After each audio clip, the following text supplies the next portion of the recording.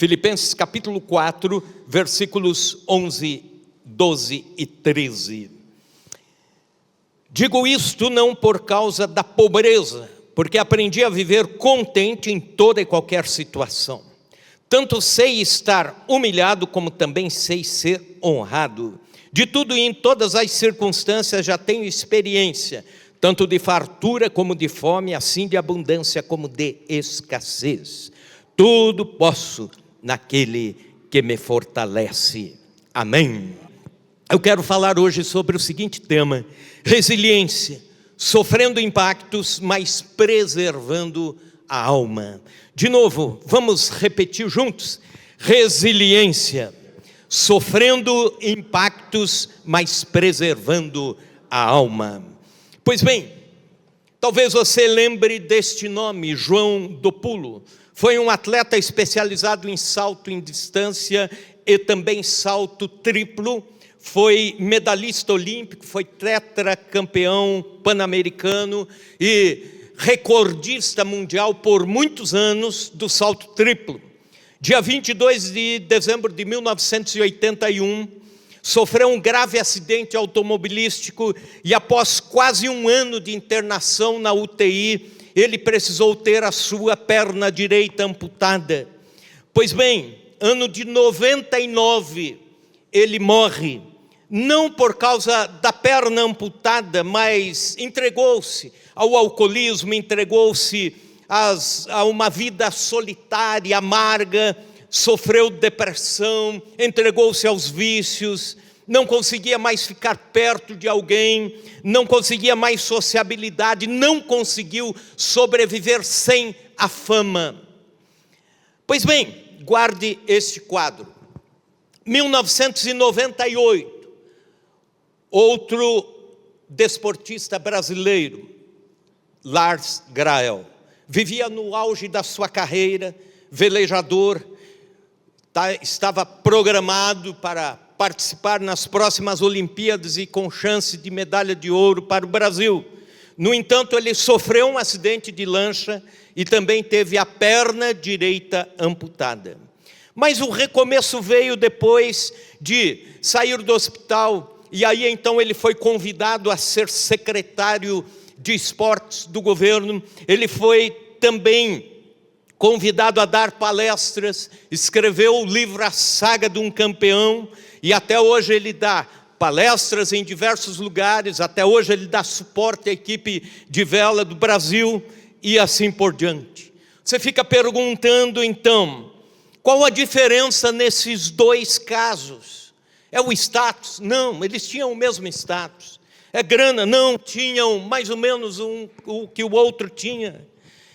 A diferença é que o primeiro não foi resiliente, não conseguiu viver longe da glória, longe da fama, não conseguiu se reprogramar frente a um acidente, enquanto que o segundo sofreu o mesmo impacto, mas sobreviveu emocionalmente também.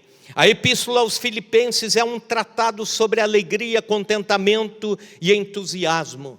Como eu te falei, são 4 capítulos e 16 vezes, portanto, na média, 4 vezes por capítulo, você vai encontrar a palavra alegria, ou satisfação, ou contentamento, ou derivações dessas palavras. Estranhamente, Paulo escreve essa epístola de um cárcere de Roma, ano 61 da era cristã, e é provável que o cárcere de onde ele escreve a epístola da alegria é o chamado cárcere inferior. É aquela ideia de alguém que está na pior prisão possível. Os presos que estavam condenados a morrer eram colocados no cárcere inferior, e era um cubículo onde, se não saísse dali para o martírio, sairia dali morto com tuberculose ou qualquer outra enfermidade. Pois bem, é desse lugar e nessas condições de extrema angústia, lugar de extrema humilhação, que ele se sente contente e diz isso: eu estou contente. ele poderia externar tristeza, ele poderia externar insegurança, ressentimentos, frustrações, mas ele se dedica a escrever sobre alegria, fazendo da escrita uma carta que hoje ainda nos traz consolo e direção. Paulo está preso, mas o seu espírito missionário está livre. Paulo está na prisão, mas de lá ele intercede, ele evangeliza, ele escreve as epístolas. E quando chegamos ao capítulo 4, versículos 11 a 13, nós encontramos a razão, uma das razões porque ele não se deforma emocionalmente, uma das razões porque ele consegue continuar sendo o mesmo Paulo, apesar de condições extremas de humilhação e de saúde. E ele diz o porquê, ele diz a razão. Ele diz que apesar dos apesares, ele não vai perder a serenidade, ele não desvia o foco da missão, ele não vai alterar o propósito do seu ser, ele não vai declinar do equilíbrio emocional. E esta razão se resume numa palavra, essas razões se resumem numa palavra: resiliência. A palavra resiliência não vem do meio emocional ou da psicologia. Essa palavra originalmente vem da física, e a ideia é a seguinte: um corpo que sofrer uma pressão extrema, depois de acabada a pressão, ele voltar ao seu estado original. Uma ilustração: se você pegar um copo de alumínio e espremer, depois de alguma força, ele vai se deformar, e quando você soltá-lo, ele vai estar deformado e vai continuar deformado. Se o mesmo copo, do mesmo tamanho, for de borracha, você vai apertá-lo e apertá-lo com força intensa. Quando soltá-lo, ele vai continuar sendo o mesmo copo. Sua estrutura molecular não se alterou, sua forma voltou ao original. Se você esticar o copo, quando voltar, ele estará do mesmo tamanho. Na vida emocional, na vida espiritual, todos nós sofremos pressões. Quem aqui nunca sofreu pressão? Sofremos as pressões da vida. Mas a questão é não perder a paz interior, não deixar de ser a mesma pessoa que você é, não deixar de ser o mesmo cristão que você é, apesar das lutas, provações, pressões, da esticada e assim por diante. Então o conceito de resiliência permeia esses versículos que nós lemos, e algumas expressões aqui nos ajudam a entender e cultivar a resiliência. A primeira expressão no versículo 11, digo isso não por causa da pobreza, porque aprendi. Então a expressão aprendi, guarde isso. Nós não nascemos com nossas emoções treinadas, nós não nascemos com nosso comportamento preparado. A resiliência é algo que precisamos aprender ao longo da vida, é aprendizado. Aliás, por falta de aprendizado nessa área, é que hoje nós temos problemas com algumas gerações. Por exemplo, os educadores temem que a geração em que nós estamos está despreparada para o futuro. Tem muita informação, mas pouca habilidade para trabalhar com os embates da vida. É por isso que meninos de 11 anos fazem greve de fome por 3 dias e fazem birra para ganhar um iPhone que custa R$4.000, e no final de tudo os pais chegam e dão. É por isso que crianças e adolescentes são super protegidos, e porque são super protegidos, não conseguem mais ouvir um não lá na sociedade, na vida adulta, porque entram em crise. Quando saem da redoma para a vida já estão despreparados para os nãos da vida. Perde o emprego, entra em depressão. Desmancham o noivado, querem tirar a própria vida. Preferem morrer do que sofrer o impacto. Cristãos mal preparados para os embates da vida. Já viram aqueles crentes que só querem ouvir pregações de autoestima, de teologia da prosperidade, de teologia do triunfalismo, e aí, em algum momento vão passar por tribulações, e aí começam a questionar a bondade de Deus, a justiça de Deus, começam a questionar a igreja do Senhor, começam a questionar a própria salvação. E é comum você ouvir até pessoas assim, depois de um tempo já andando com Deus, mas com essas dúvidas crassas, dizendo assim: será que Deus me ama mesmo? Será que Deus tem um plano, um projeto na minha vida mesmo? Por que será que Ele está me abandonando? O resiliente é aquele que ao longo da vida teve satisfações, mas também sobreviveu às decepções.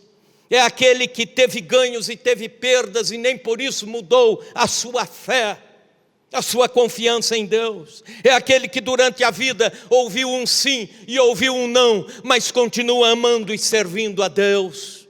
Esse é o crente resiliente.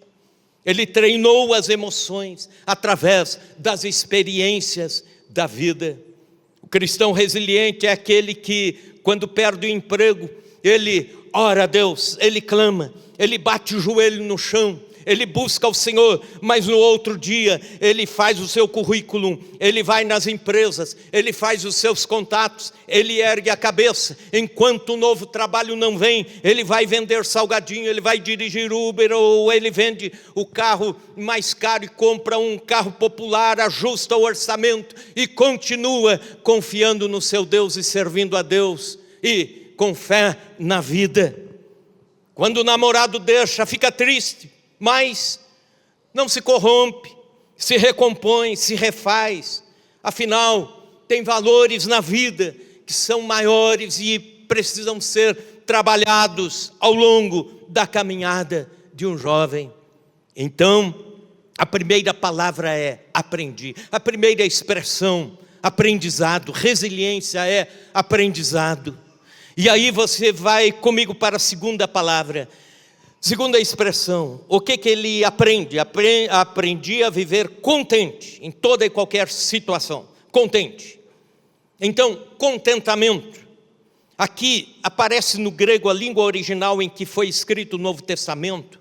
Aparece a palavra autarquês, que quer dizer governo autônomo ou administração autônoma. Daí que nasce a palavra autarquia, sem interferência do poder central. Quer dizer, explicando o texto, há um poder central em nossa vida, o poder e o domínio de Cristo como Senhor em nossas vidas. Depois que tivemos o nosso encontro com Cristo, passamos a ser dirigidos pelo senhorio de Cristo. Então, o poder central, estamos em Cristo. Mas temos o poder de decisão sobre o que podemos fazer ou não com as nossas emoções. Isso chamamos de livre agência. Para aqueles que ficam fuçando teologia calvinista, né? Está aí a diferença entre livre-arbítrio e livre agência e direção divina absoluta, soberania de Deus. Mas explicando melhor, você é livre para lidar com suas emoções. Eu e você somos livres para, nos embates da vida, escolhermos qual caminho vamos seguir. Quem nos ensina muito sobre isso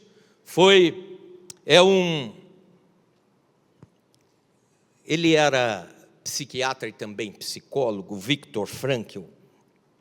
Durante a Segunda Guerra Mundial, ele foi preso, porque era contrário ao regime nazista, e ele foi colocado nos piores campos de concentração, como de Terezin, de Auschwitz, e lá ele continuou pesquisando o ser humano, o comportamento, E ele descobriu, por exemplo, que muitas pessoas, e ele ia observando, anotando, muitas pessoas morriam em situação até melhor de vida que outras sobreviviam. E ele começou a observar e conversar com essas pessoas. E ele descobre que essas aqui tinham perdido o sentido da vida, tinham perdido a esperança. Então se entregavam à fraqueza, inclusive à fraqueza física.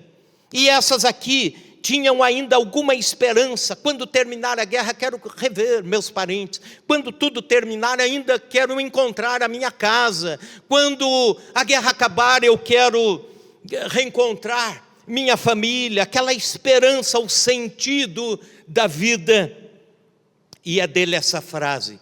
Depois que ele passou por tanta tortura, ele diz assim: os nazistas incendiaram minha casa, mataram minha família, roubaram tudo que eu tinha, inclusive a aliança de casamento, e hoje eu não tenho mais nada. Mas eles não podem roubar o poder que eu tenho para decidir sobre o que fazer com isso que fizeram comigo. Olha que coisa impressionante.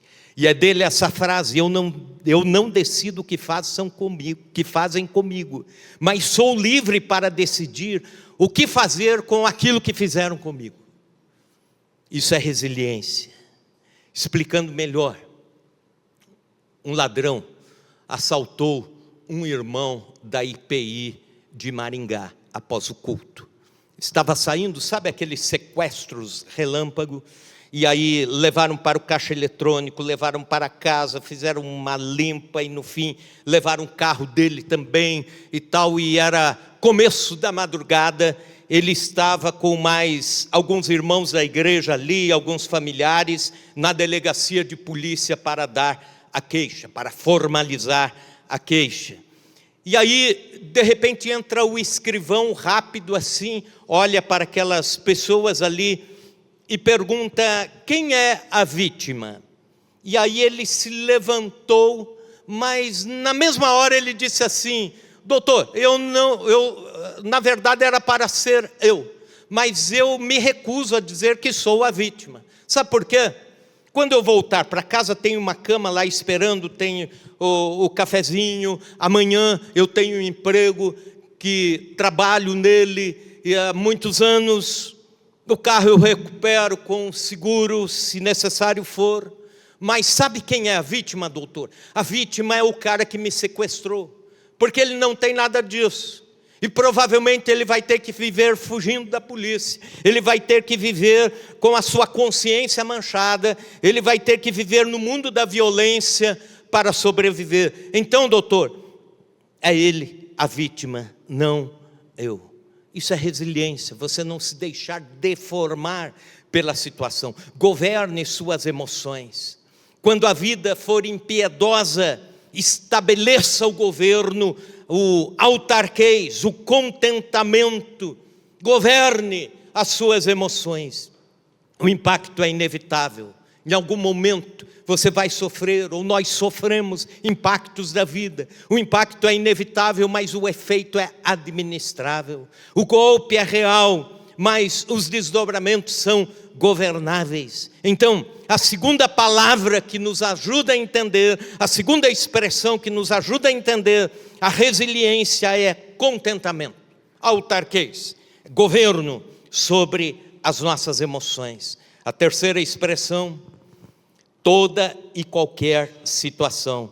Veja comigo versículo 11. Porque aprendi a viver contente, e agora, em toda e qualquer situação. Versículo 12, tanto sei estar humilhado, como também sei ser honrado. De tudo e em todas as circunstâncias, já tenho experiência tanto de fartura como de fome, assim de abundância como de escassez. A vida ensinou Paulo através de experiências extremas e polarizadas. Ele diz, eu sei estar humilhado, e também sei ser honrado. São trocadilhos de palavra para que entendamos os extremos em que Paulo aprendeu a viver, para dizer: nada disso me afeta, nada disso deforma a minha alma, nada disso deforma o meu interior, a minha relação com Deus, nada disso rouba a minha paz interior. E ele vive bem num extremo como no outro. A humilhação, ele diz: sei estar humilhado e também honrado. A palavra honrado ou honra, paricel, significa excesso de recursos, extravagância até. E Paulo diz: eu consegui viver num extremo e no outro da vida. Fartura, a palavra fartura na sua tradução aqui era a melhor comida da gastronomia da elite romana. Provavelmente em alguns momentos da vida Paulo chegou a comer a melhor comida da mesa do imperador, por exemplo. E ele diz: e eu também sei viver com fome, não tendo nada para comer. Abundância e também escassez. Aqui há um princípio. A resiliência não se aplica somente à pressão externa e extrema, mas também à elasticidade extrema da vida. Os dois polos, o não ter e o ter demais, o viver aqui e viver aqui também. Significa que não só as mazelas da vida, a perda, a tragédia, a fome, a escassez, os impactos negativos, mas também com relação aos eventos positivos, a abundância, o glamour, a fartura, o conforto, exigem resiliência. Porque há pessoas que vivem bem na pobreza, mas quando chega a riqueza, não sabem conviver com ela. Se perdem, como dizem aí. Vive bem no anonimato, mas chega a fama, não sabe viver com ela. Para medir o nível de resiliência, um estudioso fez uma pesquisa científica e montou como se fosse um cânon para medir, uma escala, um termômetro para medir a resiliência de quem não tinha nada e de repente tem tudo. Não tinha fama e de repente já tem. E por aí ele vai. E um exemplo que ele cita de baixa resiliência é Amy Winehouse. Os jovens aqui acho que lembram desse nome, não é mesmo? Era uma cantora maravilhosa, humilde, uma voz tremenda, mas de repente chegou a fama. Ela se perdeu no mundo das drogas e entrou numa espiral de autodestrutividade. Assim também Justin Bieber, Michael Jackson, ou outros tantos. Não seja eufórico nas benécias da vida, porque elas passam. Também não seja amargo na alma com os impactos negativos, eles passam. Dizem que a adrenalina de alguém que ganhou na loteria e de repente teve a grande notícia de que agora não vai ter mais os problemas dos mortais. Esse impacto da adrenalina dura mais ou menos 12 meses.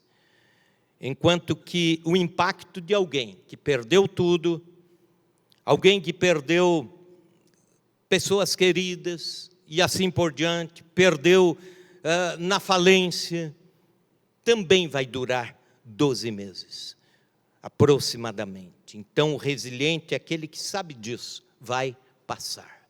Isso me lembra a história de um rei que faria aniversário, e ele tinha um amigo súdito, que era relativamente pobre, mas era amigo do rei.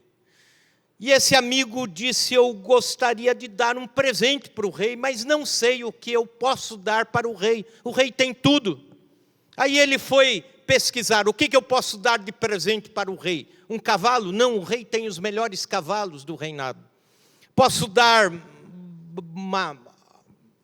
uma roupa? Não, ele já tem tudo. Ele foi consultar um sábio, e o sábio disse: já sei o que você pode dar. Você dá um anel para o rei. Um anel? Mas o rei já tem os melhores anéis possíveis. Não, esse anel é diferente. Por que diferente?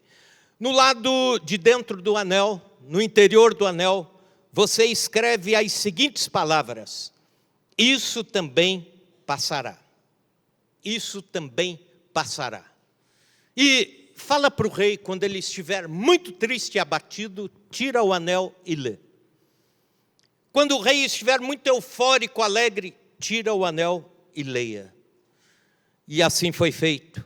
Dali a algum tempo, o rei estava voltando de uma batalha, desconcertado, perdeu gente do exército, estava em baixa, estava de cabeça baixa com o resultado, abatido, e ele vai entrando de volta no seu palácio, e ele lembra: tira o anel, isso também passará.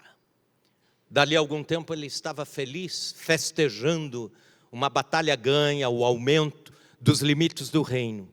E aí ele se lembra e ele tira o anel e lê: isso também passará.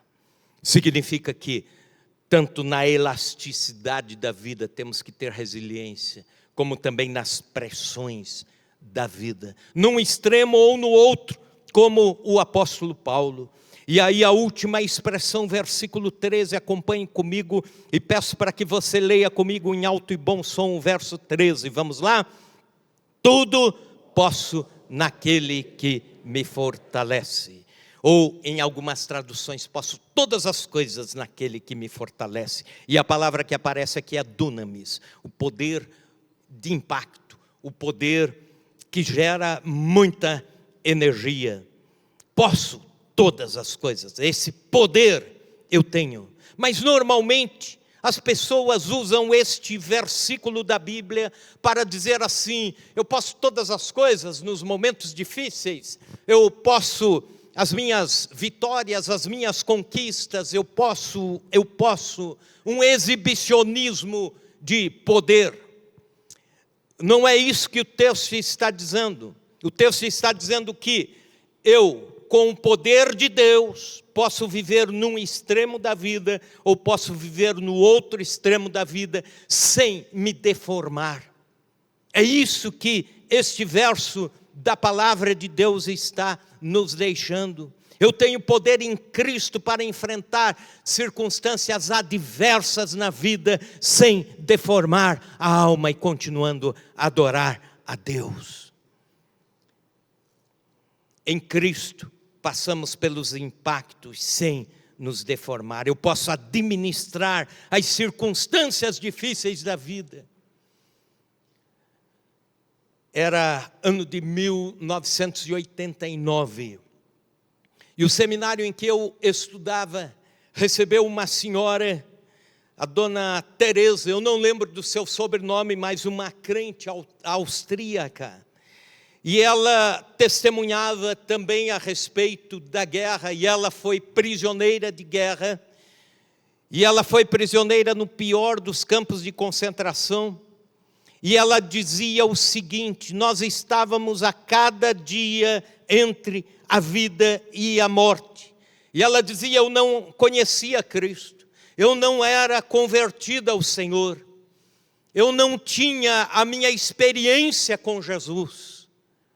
Mas sabe de que forma eu a tive? Ela conta, ela diz o seguinte: nós ficávamos observando naqueles barracões escuros assim, por pequenas janelas, aquele empilhado de pessoas magérrimas, subnutridas, aguardando a morte, a execução. E ela dizia, lá na frente, alguns metros à nossa frente, tinha um grande local, um galpão, que se chamava de crematória, onde os prisioneiros iam para serem queimados pelo regime de Hitler. E ela, então, dizia o seguinte: havia um dia na semana que os judeus iam para a crematória, faziam a filinha e iam, chorando, angustiados, desmaiando de horror, desmaiando de saber que dali a alguns minutos estariam dizendo adeus à vida. Iam inconformados, alguns surtavam nesse trajeto. Ela dizia, os presos políticos iam num outro dia da semana, e da mesma forma, urravam, se esperneavam. Alguns pediam para serem mortos antes ainda de entrar para lá. Era o horror. Ela dizia, mas tinha um grupo de pessoas que ia durante um dia na semana, uma manhã, que iam de cabeça baixa, orando e cantando hinos de adoração a Deus. E ela disse, se eu sair viva da guerra, eu quero ser como aqueles cristãos. Eles enfrentam o pior momento da vida sem deformar a alma. Enfrentam as atrocidades e inclusive a morte, adorando a Deus, louvando a Deus e orando. Esse poder para enfrentar os momentos difíceis da vida, Deus está oferecendo para nós nessa noite. O tudo posso naquele que me fortalece. O tudo posso nos momentos árduos da vida. O tudo posso quando a vida não está sendo muito companheira. As árvores dos países frios recebem neve, ventos fortes, curvam-se, mas não se quebram. Foram preparadas para se curvarem com o peso do vento, do inverno, da neve, mas depois, na primavera, voltam ao normal. A nossa vida precisa ser assim. Em todos os âmbitos, precisamos de resiliência.